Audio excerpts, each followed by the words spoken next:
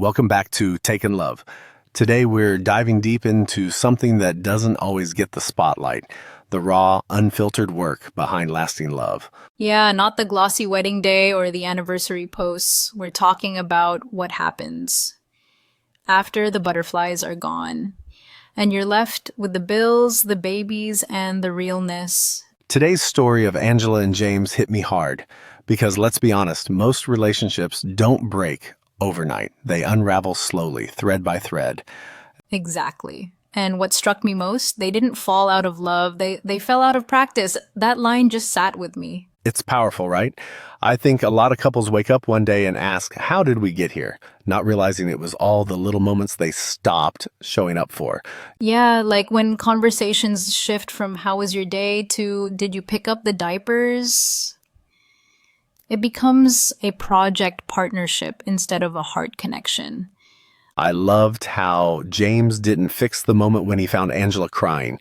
He didn't say, don't cry, or try to make it better. He just sat with her. Sometimes the most healing thing isn't advice, it's presence. Just being there, saying, I see you. And how often do we actually see our partners? Beyond the roles, the tasks, the expectations? Honestly, not enough. We forget to ask, what do you need from me emotionally? Or when do you feel most loved? And those questions can be game changers. Like, let's say your partner's love language is words of affirmation, but you're out here buying gifts thinking that's the move. Exactly. It's like speaking French to someone who only understands Spanish and wondering why they're not feeling the love. Let's talk about vulnerability for a sec. Why do you think it's so hard, especially in long-term marriages? Because somewhere along the way, people start protecting themselves from their partner instead of with their partner. They fear judgment or that they'll be met with indifference. Yeah. But it's often that first brave share, I miss us, I feel alone, I need more from you, that opens the door. And you don't need a grand gesture. Sometimes it's just a hand on the back when the dishes are piling up, thank you, instead of assuming it's understood. I love that. Marriage is built in the mundane, not mountaintop moments, but those quiet, repeated choices to stay soft, to stay close. And let's talk about falling out of love. Normal? So normal. Love isn't static. It's fluid. It has rhythms. But that doesn't mean it's gone. It means it needs attention. Like a fire.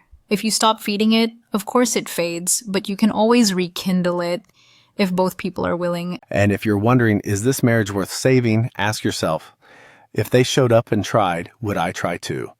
That's a gut check. And if the answer is yes, you've still got something to work with. Before we close, those 3 questions from today's story, gold. Right? Ask your partner tonight. 1, what do you need more of from me? Emotionally, physically, mentally? 2, when do you feel most seen in this relationship? 3, what's one memory of us that makes you smile every time? And don't just ask, listen. Really listen. Because love doesn't fade all at once, but neither does connection. It's built back, one honest moment at a time. Angela and James are still together, still choosing each other, not perfectly, but intentionally. And maybe that's the real definition of success in marriage, not perfection, but persistence. So if you're listening and your marriage feels a little distant, try something small, something kind, something real. Because sometimes that's all it takes. Thanks for joining us on Taken Love, where your story, your struggles, and your second chances matter. We'll see you next time. Keep choosing love.